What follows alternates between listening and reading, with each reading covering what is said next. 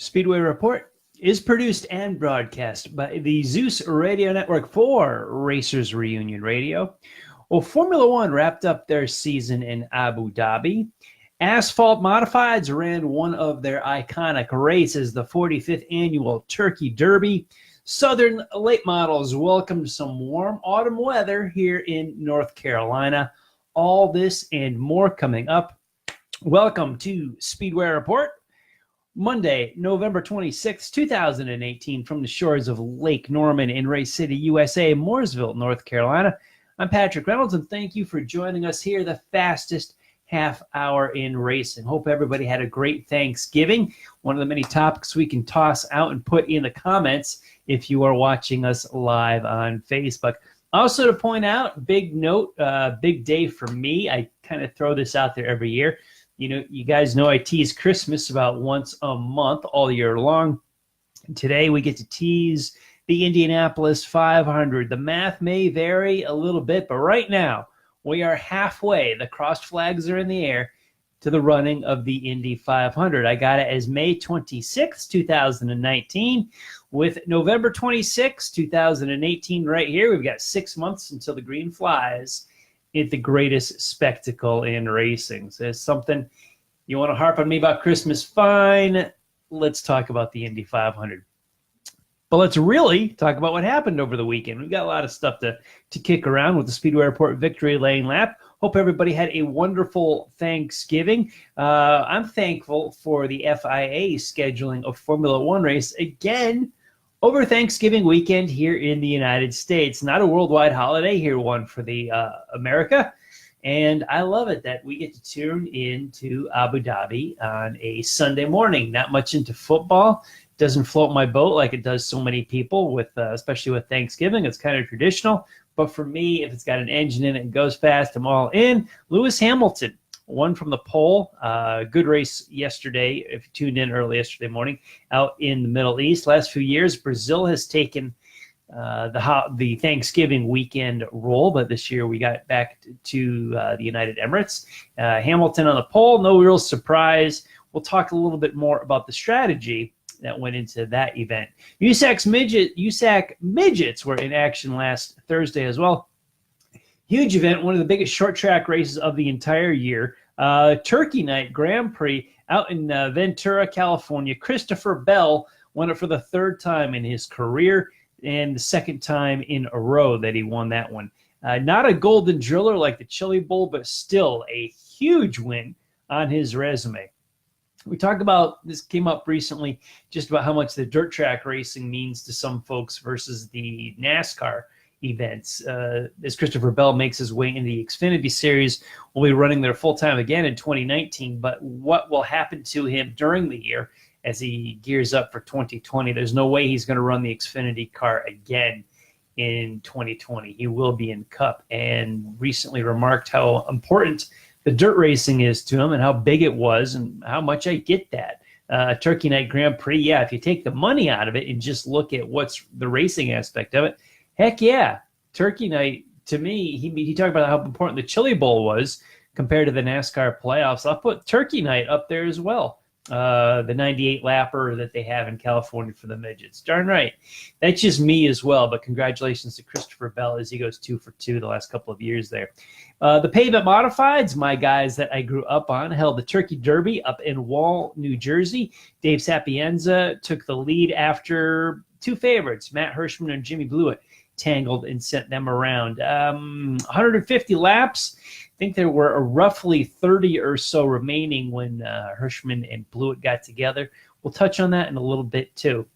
But here closer to home, the Thanksgiving Classic was held out in Kenly, North Carolina at the Southern National Speedway. The late model stock cars went 200 times around the 0.4 of a mile. Matt McCall passed Deke McCaskill with just over 2 laps to go for the win. McCall went around early in the race. They had a halfway break. He was able to, wanted to save his equipment, really couldn't. Had to get on the throttle, put on a charge early, so that was pretty good for the fans. McCall, full-time crew chief in the Cup Series for Chip Ganassi Racing, sits in victory lane with his late model stock car at the Thanksgiving Classic at Canley.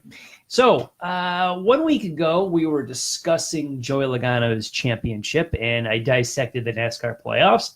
As usual, I beat playoffs and auto racing up pretty hard and how NASCAR systems are, but let's move forward from that. One of the most popular questions I got this week in person, texting, social media, all kinds of communications is, hey, what are you going to talk about now during the off season? What's there to talk about? Well, I put some thought into it and how little the off season actually is and is almost non-existent.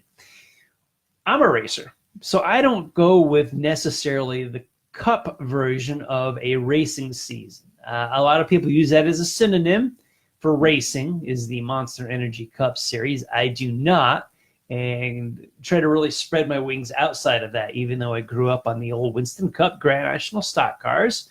Love them to death. But a lot of other forms grab my interest. I follow them. A lot of exciting stuff trips my trigger, like Thanksgiving weekend. So many of my people I know were all up into football and the pigskin. Not me. I enjoyed the Grand Prix at Abu Dhabi. Served it, drank my coffee, watched the Formula One race while the family sat around and we chatted here in the house about different stuff. Made a few appearances, but I just kind of chilled on the couch for about an hour and a half and was able to catch a lot of the race. So if you think about that, Cup season gets over, checkered flag waves in Miami. Okay, we're done. They had Thanksgiving weekend off, and they'll have the banquet in Las Vegas later this week. Fine. Really, the on-track stuff, there is extremely little downtime for a show like mine, where we are the reincarnated version of a Motor Week Illustrated or a wind tunnel, and we really throw the darts at the board and try to hit all forms of motorsports. I was thinking about it. I was like, what are we going to talk about? Technically, for motorsports, this is an off-season with so many series and tracks that are off, but there's very little that I can't find each and every weekend. So much that I decided to take note. This past weekend, we talked about it, the Victory Lane Lap. We got lots of racing over Thanksgiving weekend, the traditional one at Wall. Formula One and sliding a race in there, Turkey Night Grand Prix, we get all that. This coming week is a huge one in the world of pavement late models, is that the whole world converges on Pensacola, Florida for the Snowball Derby. Now, this remains a bucket list for me again, as I have a commitment closer here to Charlotte, North Carolina this weekend, so I won't be going down to the Derby, but there's always 2019, right? This is a huge weekend for the pavement late models. This is also the weekend where the newly established event, was it 2 years ago, something like that? The Gateway Dirt Nationals for the dirt late models are held in St. Louis. This has been an extremely successful event since they started it. Indoor racing, dirt late models, very tight, very small track, but it is gaining a tremendous amount of steam. That's coming up this week as we click off the end of November and dive into December. Week after that is the PRI show up in Indianapolis. Fantastic event. It is, as far as trade shows go in the world of motorsports, I think it's the one. It is the auto racing trade show. If you're going to go to one off-season show, this is the one you need to go to. I know this is cliche to say that. This is the one you're going to go to. I'm not trying to book a movie for you guys, but PRI is the one. That's the following week. Now, there's another week, and then there's Christmas week, so I don't know if I can pick up something for Christmas weekend. But I know I want to say 2 to 3 years ago, we did, if you took Christmas out of the equation, we went through a calendar year twice. We had well over 100 straight weeks where on this show, we could give you a result from somewhere. Some racetrack somewhere had an event. We were able to give you a little story on the race and whatever happened. So if we look at Snowball Derby and the Gateway Dirt Nationals, I don't know about the week prior to Christmas. Still digging into that. I bet I can find something somewhere. And Christmas isn't going to count. I won't do that Christmas weekend. That's fair enough to say, hey, there won't be any Christmas. And Christmas Eve does fall on a Monday this year, so we won't have a show anyway. We're good. New Year's Eve comes along, and there's a lot of enduros. You know the ones I'm talking about. There's Ransomville, New York. They've always had an enduro classic. Sandusky, Ohio, has one of the biggest enduros with 3 different classes. But these are run, for the most part, weather doesn't get in the way. They if there's snow, they plow the track. If it's not literally raining and icing, for the most part, these events are run. And I can tell you, in Ohio, on January 1st, it's kind of rough, and even rougher if you're up in Ransomville, New York. That's tougher than the Midwest or some New England stuff that I know about. You get clear of that, and then we're just rolling, folks. We are just rolling. The following week after New Year's, which is the traditional Ice Bowl at Talladega, for hundreds of cars. The dirt late models are the featured class. But if you're familiar with the World Series up in Thompson, Connecticut each October, think of something similar to that at the Ice Bowl at the Talladega Short Track, which is across the street from the Super Speedway. They start practicing on Thursday and have qualifying races and features. It's Friday and Saturday and Sunday afternoon. It's a really big deal.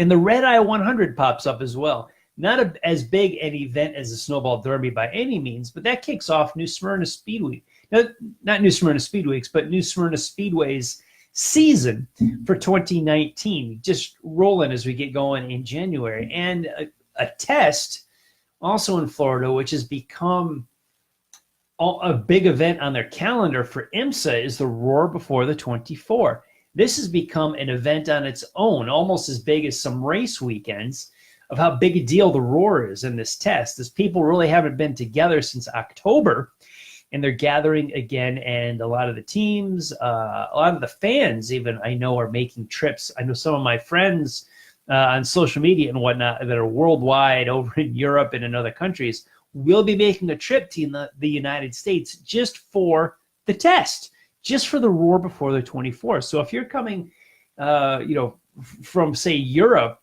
to America just for a test, that's got to be a big deal. And speaking of big deals, we talked about it a little earlier. We go past that weekend for the Ice Bowl, the Red Eye 100, and the IMSA test at Daytona. Get into the Chili Bowl, for crying out loud. You want to talk about big events? I talked about the World Series and the Ice Bowl. Forget it. The Chili Bowl is huge. They got an A-main on Saturday night that we got to start qualifying for on Tuesday night. This is a big event with a load-in that's a week ahead of time. And this is the event that Christopher Bell talked about was such a big deal, bigger than the NASCAR playoffs to them. You follow that up with the actual Rolex 24. Early February, you get into the short tracks and speed weeks, essentially. NHRA will kick off their year a couple weeks before the Daytona 500, and you're into February Daytona Super Speedway racing shortly thereafter. In a breakdown from now until, let's say, the Daytona 500, let's satisfy those folks that think the season goes just, Miami to Daytona, and Cup is their year. What are you going to talk about during the offseason? Well, there's plenty. Other than Christmas, I'm going to have a hard time finding a race not to talk about. And, yeah, I don't think our audience will be that big a deal on Christmas Eve, December 24th, if we go live. So we maybe take that night off. I believe I'm a dedicated racer, but I may not be on the air that night. But all this stuff, if you stay away from Cup, there's so much to do. I haven't talked about if these guys go testing anywhere or if there's a Goodyear test, anything like that. Just the short tracks and other forms of motorsports, the indoor stuff. Gosh, what are you going to talk about during this off season? Other than Christmas, there really isn't one. And I kind of like it that way. On this end of the deal, when I'm not turning a wrench and working 14-hour days to build race cars and I just get to write about them and talk about them, yeah, you could race 52 weeks a year, and I am happy with that. Now, I talked about the Formula One race in Abu Dhabi yesterday because racing's my thing. I don't do football. But I loved it. I'm going to give thanks again. Thank you, the FIA, for scheduling a Formula One race, the season finale, over Thanksgiving weekend here in the United States. What a tire strategy race. I get it. It was the typical result. We had a Mercedes on top of the podium, Ferrari second, Red Bull third. But the tire strategy and what you should do really came into play as to what lap you should pit on if you wanted to do a one-stop race or two. Hamilton went with the super softs and a very early pit stop about 8 to 10 laps into the race, and then went the distance to the checkered flag. And a lot of teams were concerned. The super softs, the ultra softs, the hyper softs. The track went from daytime in the desert to nighttime. It was extremely hot into the 90-degree range, and before the sun dipped past the horizon. You see that in NASCAR racing here all the time with daytime practice and qualifying. Then we go race at night, and you've got a handful of a race car, as well as the threat of rain through this entire event. We started, it was clear skies. The clouds moved in as the sun set. You could see on the radar this massive cloud of rain moving in. It did rain for a little bit, and I'm surprised as you guys that in the desert we had this threat of rain, but we did. And it was kind of cool to watch the strategies play out with the tires, the daylight to nighttime swap, as well as the rain. The result was the same as we've always been because the cream rises to the top. But I thought Formula One presented some interesting storylines in their season finale. I loved seeing the fact that Lewis Hamilton locked this thing up a couple of races ago. I felt like I saw a legitimate race championship be held, not a phony, exciting four-way tie circus. I'll keep beating this dead horse. I'm embracing it. I'm going to do it. Now, did any of you catch what happened at the Abu Dhabi circuit today? Yeah, something else happened there today. It was pretty cool. Fernando Alonso and Jimmy Johnson swapped rides. There was a big Lowe's Chevrolet in the garage area at Abu Dhabi, and there was an outdated McLaren from 2013 that Jimmy got into. They did a ride swap with Alonso's race yesterday in Abu Dhabi, possibly being his final Formula One race of his career. At least he won't race in F1 in 2019 full-time. We know that because he's coming here to Indianapolis for the 500 in May, and he's going to look at other options as far as sports car racing and some other options as far as what to do full-time. 2020, maybe he'll be in something full-time, and he thought maybe he'll go back to Formula One.